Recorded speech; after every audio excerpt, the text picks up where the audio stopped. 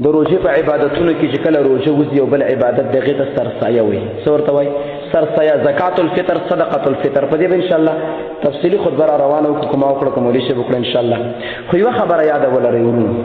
عبادت هغه شی دی چې الله او پیغمبر ویلي ګوره طریقې مغه خودلی وخه مغه خودلی لکه مثال په تور باندې د حج د لپاره وخت زمنګ سره د ذل حجې د الله سورج صحیح شو لکه او تطبیق ورځ برابرۍ کې خدای غلط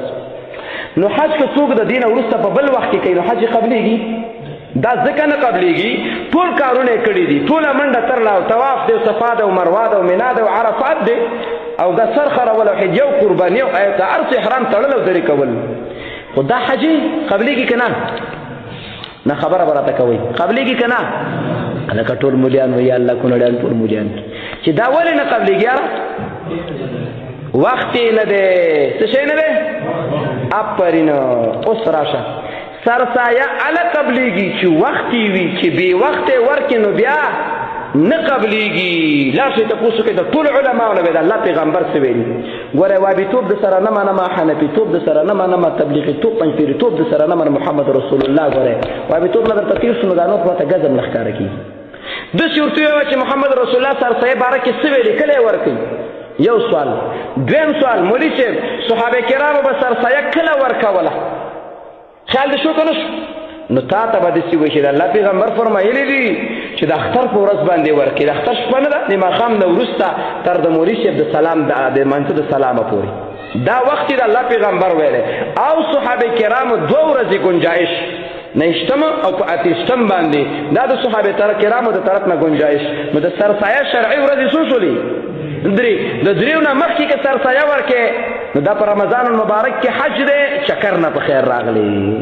پوه شئ عقلي خبره مې پوه کړه انشاءالله تفصیلي خبره به بیا کوو مولوي صاحب روپۍ ورکړو که دانې ورکړو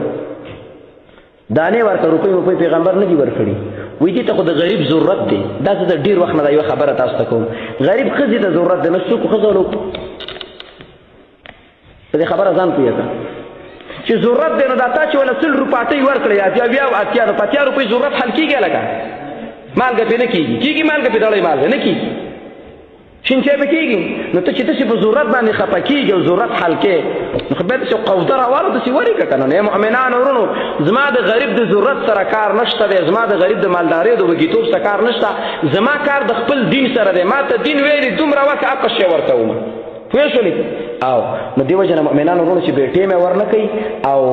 خوراکي شی نه ورکوي روپۍ مه ورکوئ دا روپۍ موپۍ نشته دی که ته بیا پلانکي مولي صاحب ویلی کو پلانکي مولي صاحب کې خبره ده خبره محمد رسول الله کې ده رسول الله پیسې ورکړي نه صحابه ورکړي نه امام ابو حنیفه صاحب ورکړي نه نو چا ورکړي مولي صاحب خپل کار کې مولي صاحب سر کاتې نورې کې موږ به ټول هغه کوو دا به فلان ډول خبره وکړه ممکن معذوران په خلاص شوي کنه نو تقه تاسو کې چې رسول الله کله ورکړي څومره ورکړي او څه شی ورکړي درې سوال کوي به خپل کار کوي وصلی الله تعالی علی خیر خلقه محمد و آله و صحبه